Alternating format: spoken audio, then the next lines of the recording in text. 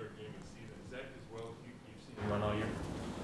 Well, I think it's a combination of things. There was a lot better attention to detail by the unit, and there was a lot better job of executing assignments. And I think anytime you have that, that's a recipe for some run game success. And he was feeling it pretty early, and he got into a nice little rhythm, and it just carried over into the second half. So we were happy and excited for the whole group, and hopefully that continues this Sunday. What stands out when you look at that Ravens defense? I mean, I think they have 3 shutouts and top 10 and a bunch of stuff. It's amazing how, over the years they've replaced certain guys, but they just keep looking the same. You know what I mean? They're big, they're fast, they execute. Those down linemen are extremely hard and difficult to move. The linebackers are hitting machines. The secondary fly around, and they've got a really nice defensive unit that takes a lot of pride in stopping their opponent. How tough a matchup is C.J. Mosley and then the Brandon Williams, the big guy up front, up the middle for you guys? Yeah, they're a handful. They're tough for everyone that they play. Obviously Brandon's more involved in the run game, whereas Mosley doesn't come off the field. But they complement each other so well, and they make plays from sideline to sideline. It seems like Brandon's always in your backfield, no matter what your call is. So it's a nightmare. It's a matchup nightmare for whoever is going against them.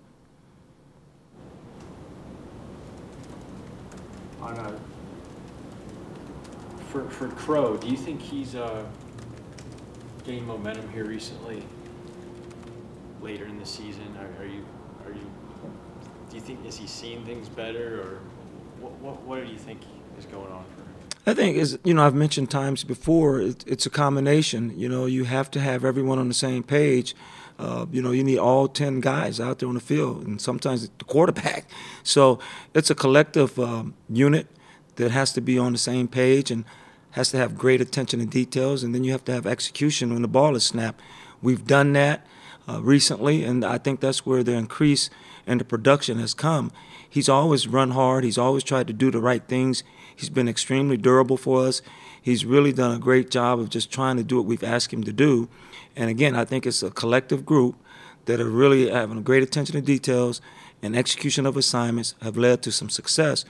And Sunday will be no different. If we do those things, we'll have success. If we don't, we're going to struggle. Do you think having Josh Gordon and Corey Coleman back have helped open up the run game as well?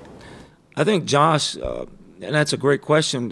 When you have a player of that caliber, he always has to be accounted for, and that helps in your run game because now the safety rotation and the safety fits aren't as fast to the gaps, and they've got to be aware of where he is on the field for play action. So it affects the run game in a positive manner when you got a player with that type of ability out on the football field. And with Corey's speed, that's always a factor. When you've got 2 of them out there, that should help us, and that should help us improve the run game as well. Kirby, last week when the change was made in the front office, and Jimmy Haslam said, Hugh's coming back for 2018 and hopefully for a long time. Did that kind of remove a sense of uncertainty among the coaching staff at all? With the record and nobody knows what the future was, did that kind of settle things down when the owner comes out and kind of guarantees he's coming back? I can't speak for everyone, but I've been in this business a long time, and I live day by day, and my career is one moment, 1 week at a time, and I've always been that way. I was raised that way in this profession, and I'll continue to be that way until the day I'm not coaching anymore. It's 1 week at a time, and I don't look into a crystal ball, and I don't try to determine what was said and what was not said. I work, I go home, I take a nap, and I come back and I work again. And hopefully I'll continue to do that for many years to come. Do you guys think about this being the home finale, having one last chance to win at home?